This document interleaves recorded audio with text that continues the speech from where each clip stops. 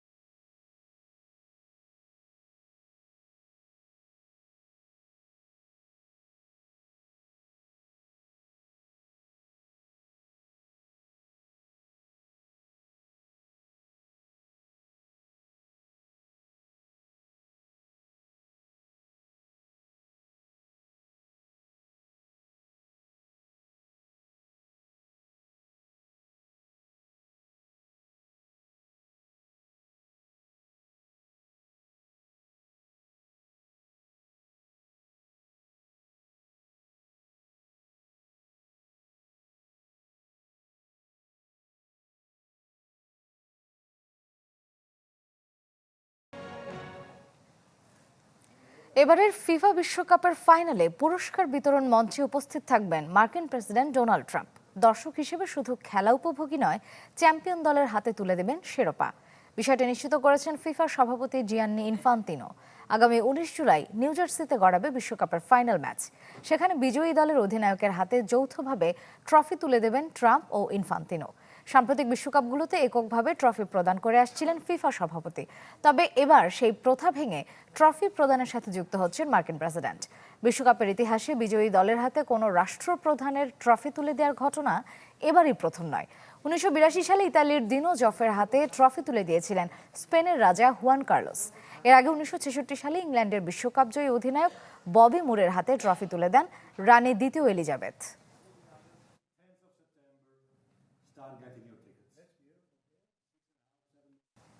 World economic ফোরামের summer ডাভোসের 17তম বার্ষিক সভার উদ্বোধনী অধিবেশন চলছে। এতে যোগ দিয়েছেন প্রধানমন্ত্রী তারেক রহমান। এর উদ্বোধন করেছেন চীনের প্রধানমন্ত্রী লি কিয়াং। এবারের সামার ডাভোসের মূল থিম উদ্ভাবন। উদ্বোধনী অধিবেশনে বক্তারা বলেন, বিশ্বে অর্থনীতি একটি জটিল সময় পার করছে। রয়েছে বিভিন্ন চ্যালেঞ্জ, জলবায়ু পরিবর্তন সহ বিভিন্ন চ্যালেঞ্জ মোকাবেলায় সব দেশকে একসাথে কাজ করতে হবে। আজ স্থানীয় সময় দুপুরে বেইজিংয়ের উদ্দেশ্যে যাত্রা করবেন তারেক রহমান। আগামীকাল সই হবার কথা রয়েছে বেশ কয়েকটি সমঝোতা স্মারকের।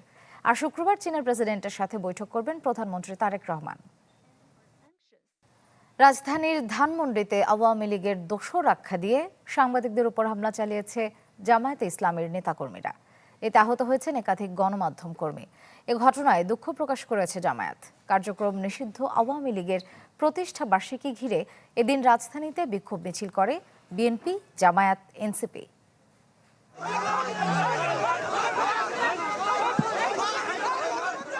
কার্যক্রম নিষিদ্ধ আওয়ামী লীগের দোসর আখ্যা দিয়ে ধানমন্ডি 32-এ সাংবাদিকদের উপর এই হামলা জামায়াতে ইসলামী ঢাকা মহানগরের ধানমন্ডি শাখার নেতাকর্মীদের।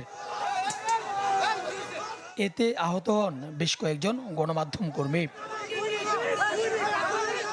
আমি সেই কথার প্রতিবাদ করছি যে আপনি এই ধরনের কথা গণমাধ্যম কর্মীদের বলতে পারেন না। এরপরেই জামাতের নেতা কর্মীরা আমার উপরে আক্রমণ করে। আমি জামাত দুইটা সাংবাদিক, এরপরেও তারা আমার মারছে। চেষ্টার ফলে একটা পর্যায়ে থেমেছে। এখন আমরা আসেন, আমরা আমাদের যদি কেউ ভুল করে থাকে, আমি সকলের পক্ষ থেকে আপনাদের কাছে ক্ষমা চাই। এর আগে এই এলাকায় বিক্ষোভ মিছিল করে জামায়াত ঘোষণা দেয় যে কোনো মূল্যে প্রতিহত করা হবে আওয়ামী লীগকে।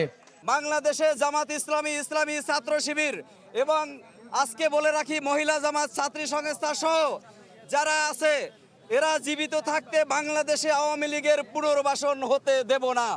আর কোনোদিন আওয়ামী লীগ ফিরে আসবে না, আর কোনোদিন স্বৈরাচার ফিরে আসবে না। আওয়ামী লীগের প্রতিষ্ঠাবার্ষিকী ঘিরে গুলিস্তান এলাকায় বিক্ষোভ মিছিল করে বিএনপি ও অঙ্গ সংগঠনের নেতাকর্মীরা। বিক্ষোভ মিছিল করেছে জুলাই আন্দোলনকারীরাও। তারাও ঘোষণা দেন আওয়ামী লীগকে প্রতিহত করার। চোখ দিয়েছি, হাত দিয়েছি এই বাংলাদেশের গণতান্ত্রিক মুক্তির জন্য। আমরা তাদেরকে আর এই বাংলাদেশের রাজনীতি করতে দিতে পারি না।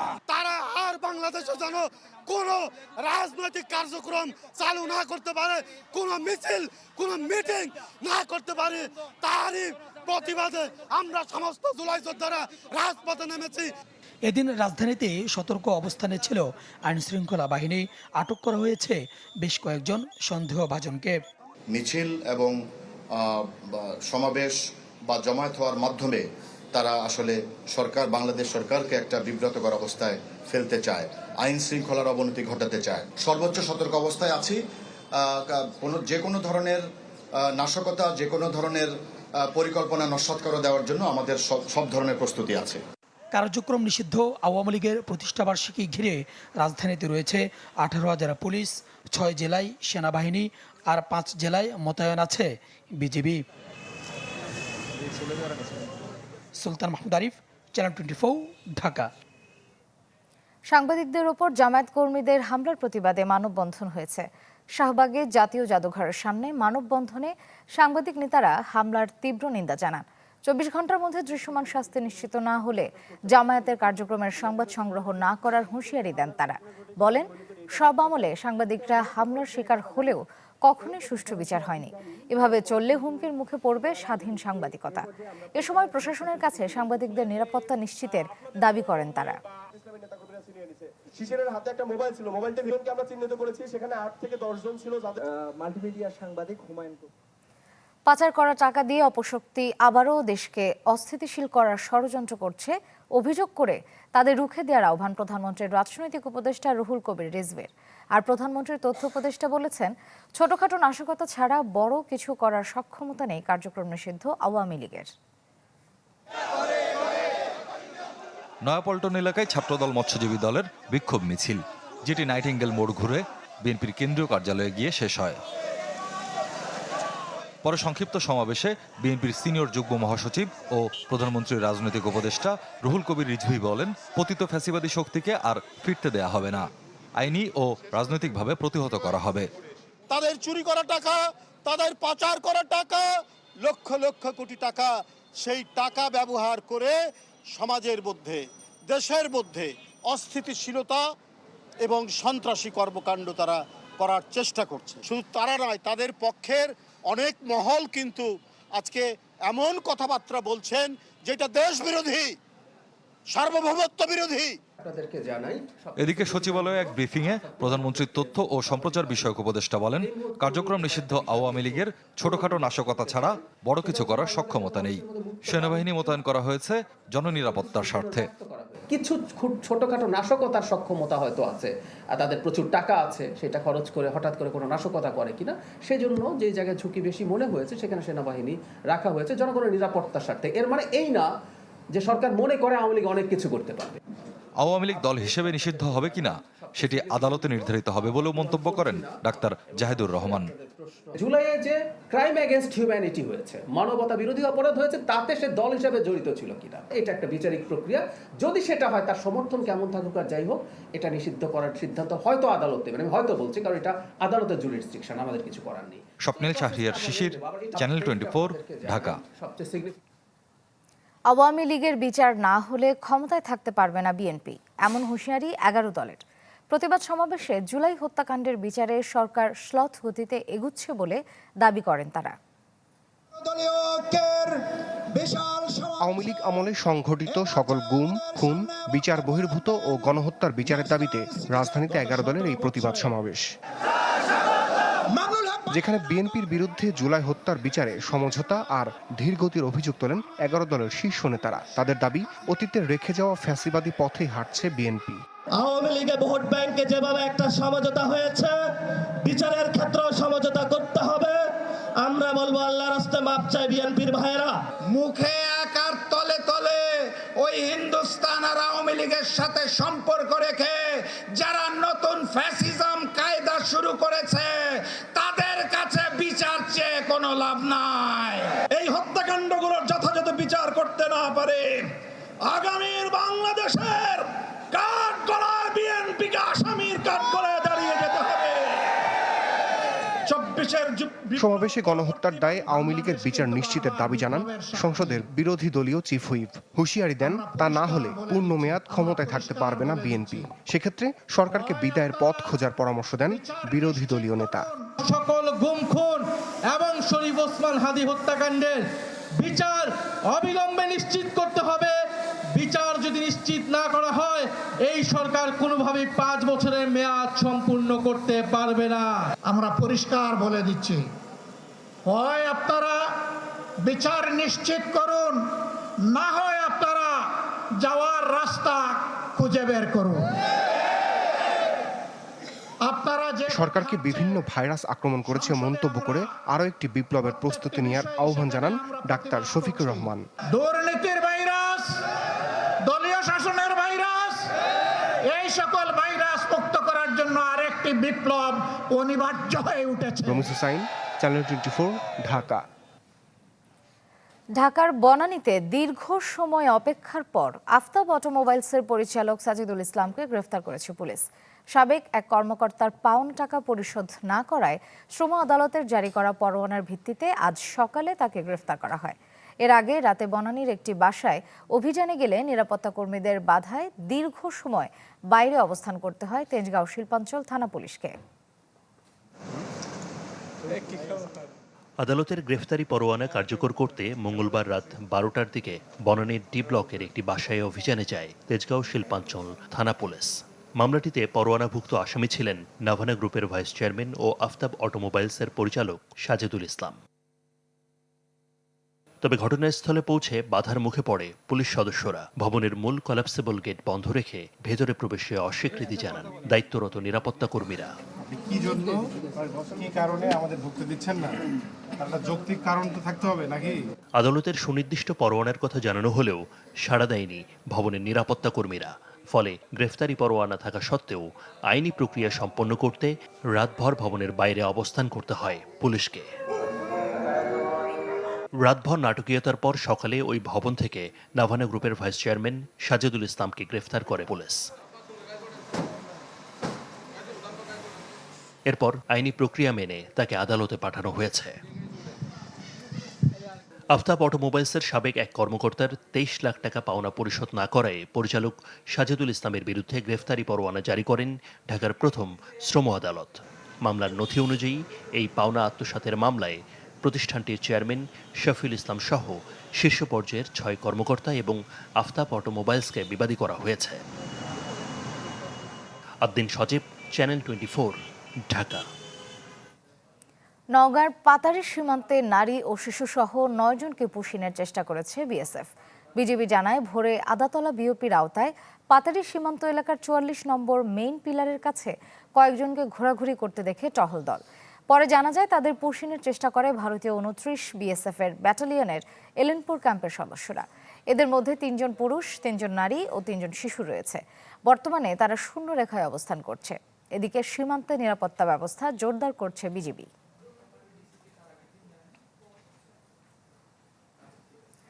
এদিকে পশ্চিমবঙ্গ থেকে 10,000 বাংলাদেশি অনুপ্রবেশকারীকে ফেরত পাঠানোর দাবি করেছেন পশ্চিমবঙ্গের মুখ্যমন্ত্রী শুভেন্দু অধিকারী। বলেন, আরও 1800 জনকে বিভিন্ন হোল্ডিং সেন্টারে রাখা হয়েছে। মঙ্গলবার পশ্চিমবঙ্গ বিধানসভার বাজেট অধিবেশনে রাজ্যপালের ভাষণের বক্তব্যে তিনি জানান, হোল্ডিং সেন্টারে যাদের রাখা হয়েছে তাদেরও ফেরত পাঠানো হবে। বলেন, ভারতীয় নাগরিক ও অবৈধ অনুপ্রবেশকারীদের মধ্যে স্পষ্ট পার্থক্য রয়েছে। একই সঙ্গে বৈধ ভারতীয় নাগরিকদের উদ্বিগ্ন হওয়ার কোনো কারণ নেই বলে আশ্বস্ত করেন তিনি। 1-2 বছর নয়, দীর্ঘ 10 বছর ধরে জলাবদ্ধ একটি জনপদ, যেখানে বিপর্যস্ত প্রায় 22 লাখ মানুষের জীবন। বলছি ঢাকা নারায়ণগঞ্জ ডেমরা বাঁধ প্রকল্প এলাকার কথা। মেয়াদ আর বরাদ্দ বাড়িয়ে 1300 কোটি টাকা খরচ করেও সীমাহীন দুর্ভোগ থেকে রেহাই দিতে পারেনি পানি উন্নয়ন বোর্ড। তাই ডিএনপি প্রকল্পের সাথে যুক্ত সবাইকে জবাবদিহিতার মুখোমুখি করার তাগিদ ভুক্তভোগী ও বিশেষজ্ঞদের। ইমতিয়াজ মাহমুদের রিপোর্টে বিস্তারিত। মাতুয়াইলের শামীমবাগের একটি কারখানায় আগুন নেভাতে ছুটছিল দমকল বাহিনীর গাড়ি। তবে আগুন নেভানোর আগে এখানে জয় করতে হয় জলাবদ্ধতা আর ভাঙা রাস্তা। প্রায় 22 লাখ মানুষের যাতায়াতে এমন ভোগান্তি 12 মাসের। গুগল ম্যাপ থেকে পাওয়া ছবি থেকে দেখা যায় 2013 সালে এখানে ছিল পাকা রাস্তা আর ফসলি জমি, কিন্তু 2023 ও 25 সালের ছবিতে দেখা যায় শীতের মৌসুমেও তলিয়ে আছে রাস্তা। এই রাস্তা দিয়ে আমাদের আসলে কোনো উপকার আসে না। যখন বৃষ্টি হয়, বৃষ্টি হলে এই কোমর পানি হয়ে যায়, এখানে গাড়ি উল্টাইয়া পড়ে যায়, কিন্তু সরকারের কোনো পদক্ষেপ নেয় না। ঢাকা নারায়ণগঞ্জ ও ডেমরার 57 বর্গ কিলোমিটার এলাকায় 1962 সালে নেওয়া হয়েছিল ডিএনডি সেচ প্রকল্প। উদ্দেশ্য ছিল বন্যা ও জলাবদ্ধতা থেকে ঢাকাকে রক্ষা করা, কিন্তু 1988 সালের পর থেকে অপরিকল্পিত নগরায়নে বদলে যায় বাস্তবতা। হাড় ভাঙা, পা ভাঙা এইসব রুগী নিতে গেলে তো আরও খুব বেশি ক্ষতি হয়, রাস্তাটা যাওয়া যায় না, খুব কষ্টজনক। একটা মানুষ মারা গেলে যে লাশ নিয়ে যাবে সেটাও তো নেওয়া খুব কষ্ট। প্রতিদিন মনে করেন প্রায় অ্যাক্সিডেন্ট হচ্ছে, গাড়ি টাড়ি। হ্যাঁ, মানে এই দুর্ভোগ আমি এই 7-8 বছর ধরে এই অবস্থা। জলাবদ্ধতা বাড়তে থাকায় ডিএনডি প্রকল্পের দ্বিতীয় ধাপ শুরু হয় 2016 সালে। 550 কোটি টাকার ব্যয় বেড়ে দাঁড়ায় 1300 কোটিতে। সময়ও বাড়ানো হয় 4 বছর। অবশেষে 2024 সালে কাজ শেষ হলেও মেলেনি সমাধান। পর্যাপ্ত ড্রেনেজ ব্যবস্থা না থাকায় পানি জমে থাকে বছর জুড়ে। পাম্পগুলো যখন চলছে তখন পানি আসে না, অর্থাৎ খালে পানি আসছে না, খালগুলো দখল হয়ে গেছে। পানি উন্নয়ন বোর্ড আরও 4টা পাম্পের স্টেশন বসাবে ঠিক করলো, কিছু খাল পুনর্খনন করলো, কিন্তু এটা কাজে দিল না এবং কাজে দেবে না। এখন আমার কথা হচ্ছে, এই যে পরিকল্পনা করে কয়েকশো কোটি টাকা খরচ করা হলো, এর দায় কার? ডিএনডি বাঁধ প্রকল্প এলাকায় জলাবদ্ধতার কারণ খুঁজতে 2023 সালে 9 সদস্যের কমিটি গঠন করেছিল পানি উন্নয়ন বোর্ড, যার সদস্য ছিলেন এনায়েতুল্লাহ, যিনি সংস্থাটির বর্তমান মহাপরিচালক। কোনোভাবেই ক্যামেরার সামনে কথা বলতে রাজি হননি তিনি। এটা যদি পানি উন্নয়ন বোর্ড করে থাকে, পানি উন্নয়ন বোর্ডের ডিজি দায়ী, পানি উন্নয়ন বোর্ডের সুপারিনটেন্ডিং ইঞ্জিনিয়ার দায়ী, পানি উন্নয়ন বোর্ডের এক্সিকিউটিভ ইঞ্জিনিয়ার দায়ী, এবং যে মন্ত্রী এগুলো অনুমোদন করেছেন তিনি দায়ী।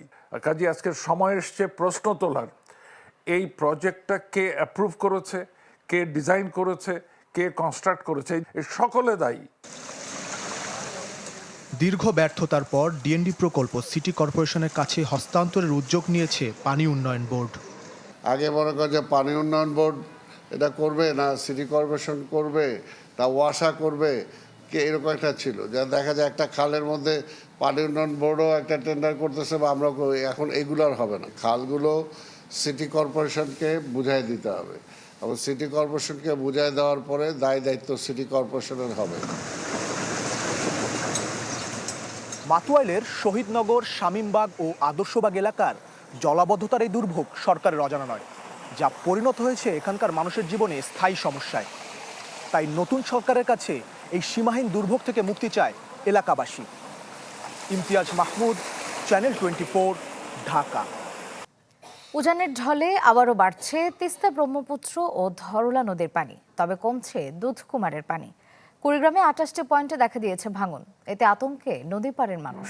তবে তিস্তার চরাঞ্চলে মৌসুমি ফসল না থাকায় কৃষকদের তেমন ক্ষয়ক্ষতির শঙ্কা নেই। গতকাল লালমনিরহাটের তিস্তা নদীর ডালিয়া পয়েন্টে পানি বিপদসীমার উপরে থাকলেও বর্তমানে তা 11 সেন্টিমিটার নিচ দিয়ে প্রবাহিত হচ্ছে। পানি উন্নয়ন বোর্ড বলছে, আগামী 48 ঘন্টায় তিস্তার পানি আবারও বেড়ে বিপদসীমার কাছাকাছি অথবা উপর দিয়ে বইতে পারে। দুর্যোগ মোকাবিলায় সব ধরনের প্রস্তুতি রাখার দাবি তাদের।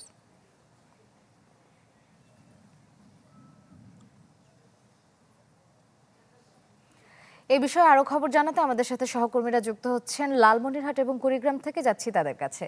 লালমনিরহাট থেকে যুক্ত হয়েছেন সহকর্মী মাহফুজ বকুল এবং কুড়িগ্রাম থেকে যুক্ত হয়েছেন সহকর্মী গোলাম মাওলা সিরাজ।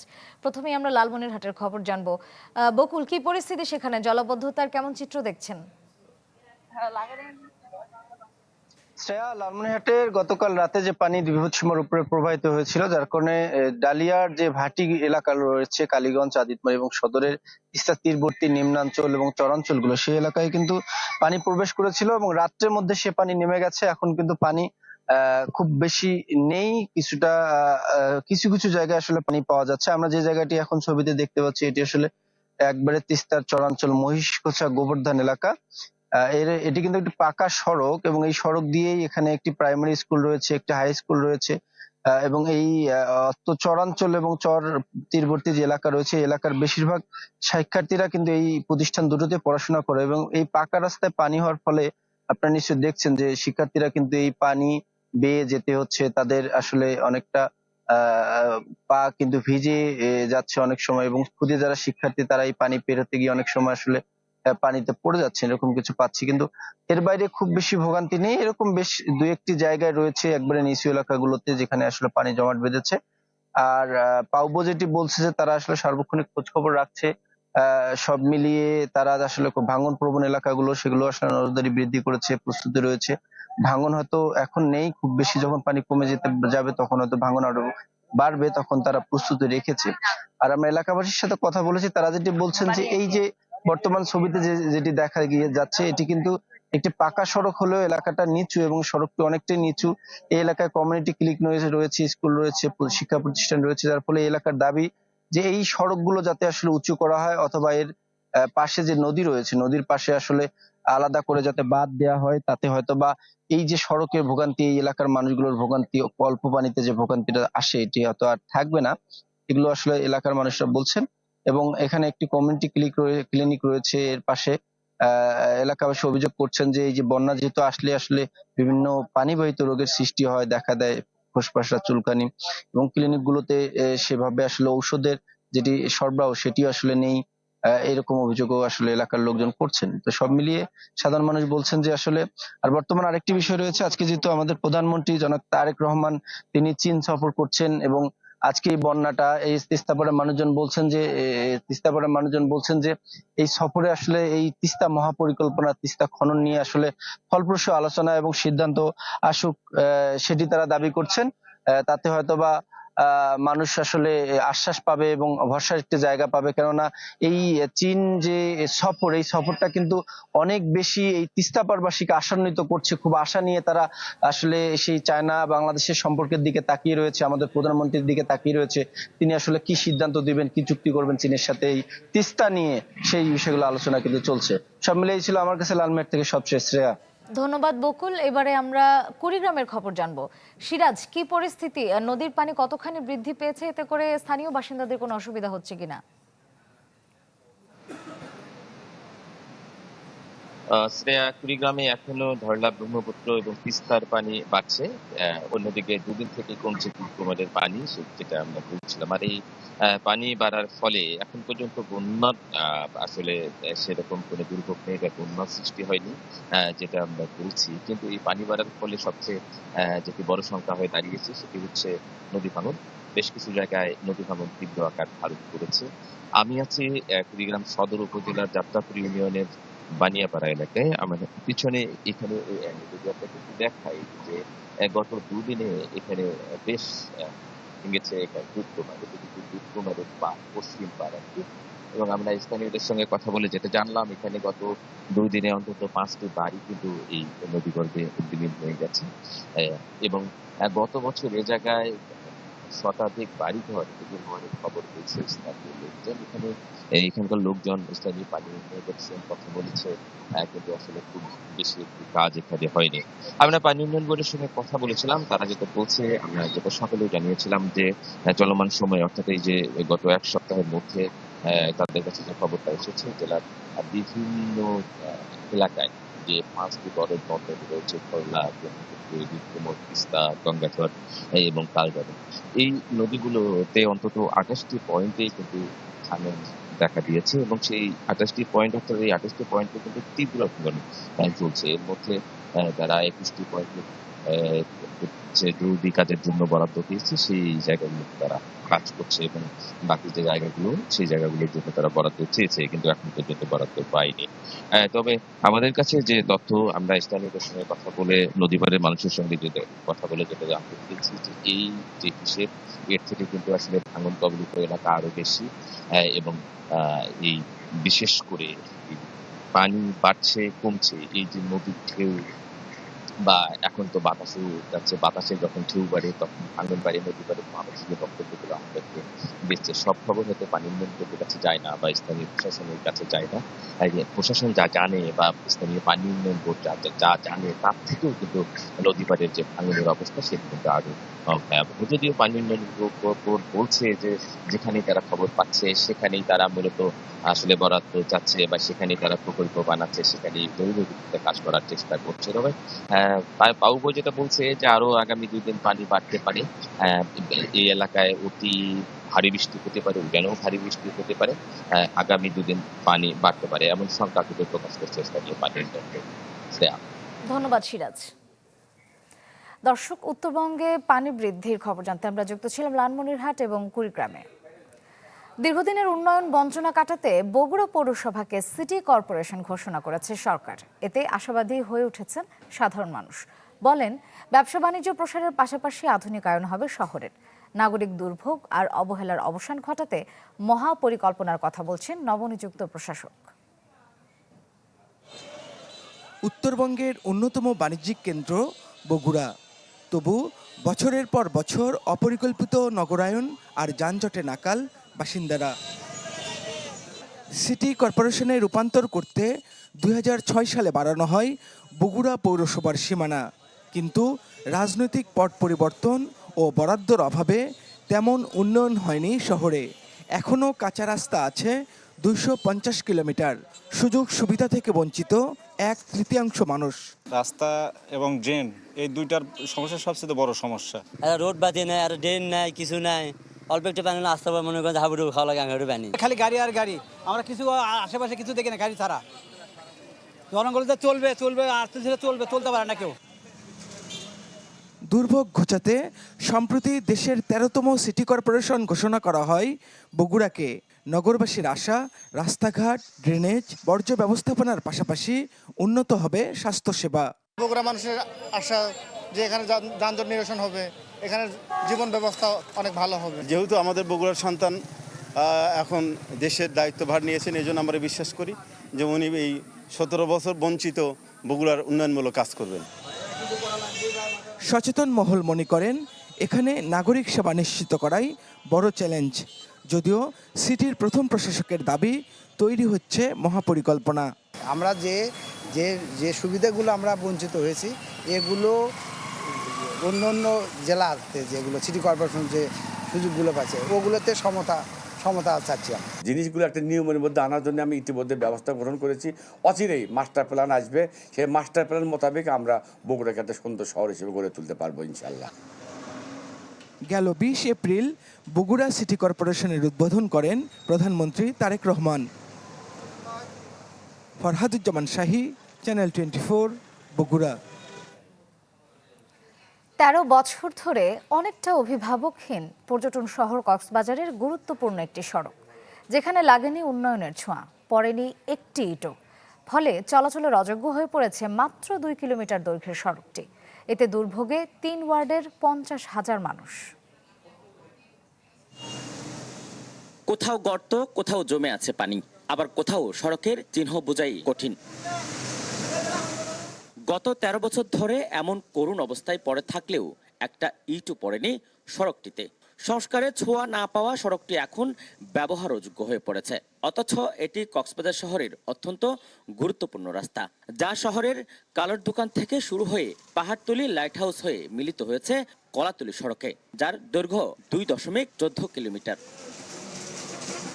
একসময়ের কাঁচা রাস্তাটি 2013 সালের দিকে পাকা করে পৌর কর্তৃপক্ষ, কিন্তু ঠিকাদার প্রতিষ্ঠানের অনিয়ম ও পৌরসভার তদারকির অভাবে জোড়াতালি দিয়েই সে সময় কাজটি হয়েছিল, যা নির্মাণের বছর না পেরোতেই নষ্ট হতে শুরু করে। এরপর 13 বছরেও সড়কটিতে সংস্কারের ছোঁয়া লাগেনি। ফলে দুর্ভোগ মাথায় নিয়েই প্রতিদিন অন্তত 10 থেকে 12,000 মানুষ যাতায়াত করে এই সড়কে। কয়েকশোবার মাপজুপ করেছে কিন্তু উন্নয়নের কোনো ছোঁয়া দেখা যাচ্ছে না।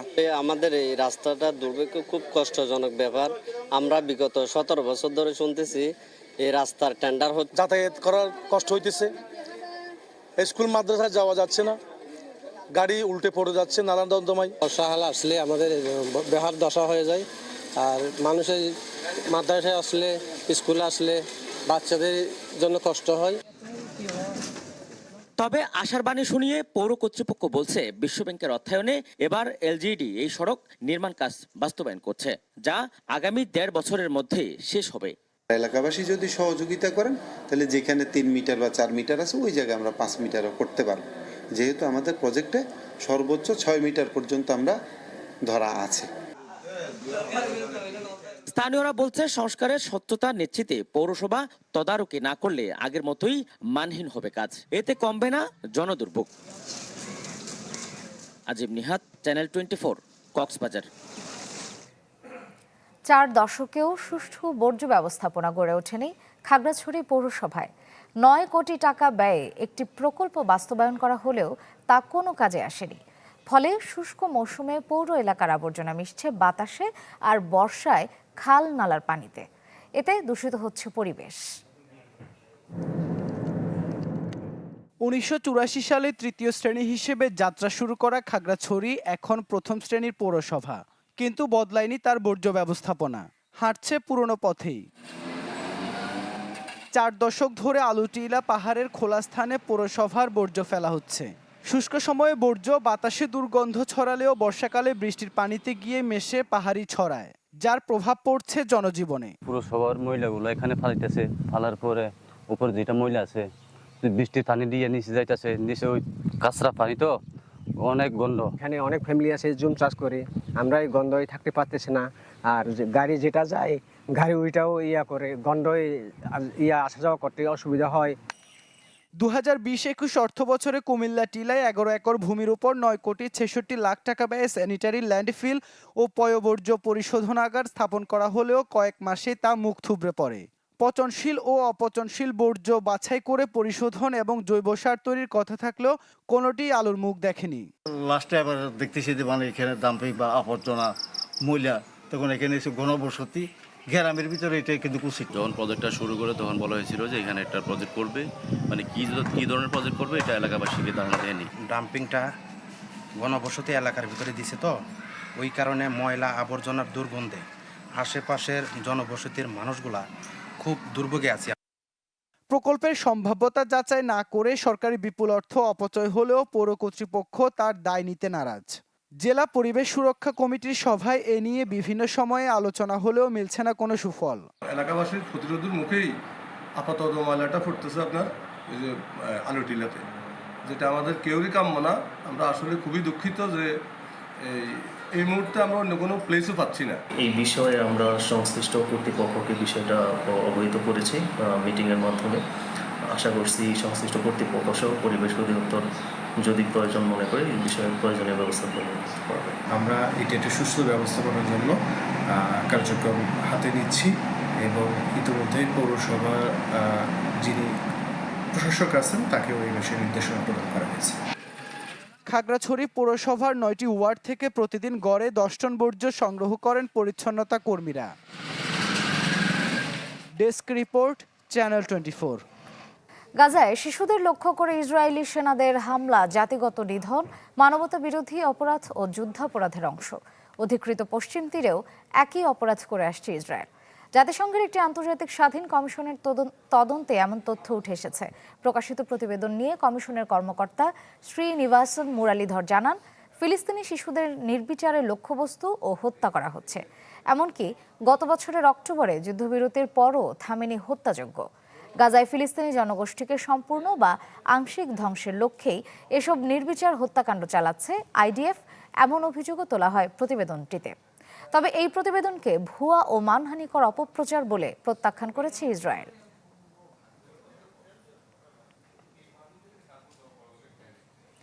শান্তি আলোচনার মধ্যেই ইরান যুদ্ধ নিয়ে বড় ধাক্কা খেলেন মার্কিন প্রেসিডেন্ট ডোনাল্ড ট্রাম্প। ইরানের যুদ্ধ পরিচালনায় ট্রাম্প প্রশাসনের ক্ষমতা সীমিত করতে মার্কিন সিনেটে প্রস্তাব পাশ হয়েছে। মঙ্গলবার সিনেটে 50-48 ভোটে পাশ হয় প্রস্তাবটি। এতে পরবর্তীতে ইরানের সামরিক অভিযান চালাতে কংগ্রেসের বাধ্যতামূলক অনুমোদন নিতে হবে। প্রস্তাবটিতে ইরানের বিরুদ্ধে শত্রুতা বন্ধ করে মার্কিন সশস্ত্র বাহিনীকে সরিয়ে নেওয়ার নির্দেশ দেওয়া হয়েছে। বর্তমানে সিনেটের সংখ্যাগরিষ্ঠতায় আছে ট্রাম্পের দল রিপাবলিকান, তবে দলের 4 আইন প্রণেতা এই প্রস্তাবের পক্ষে ভোট দিয়েছেন। চলতি মাসের শুরুতে একই প্রস্তাব পাশ হয় মার্কিন কংগ্রেসের নিম্নকক্ষ প্রতিনিধি পরিষদে। মার্কিন কংগ্রেসের ইতিহাসে এবারই প্রথম যুদ্ধ সংক্রান্ত কোনো প্রস্তাব উভয় কক্ষেই পাশ হলো।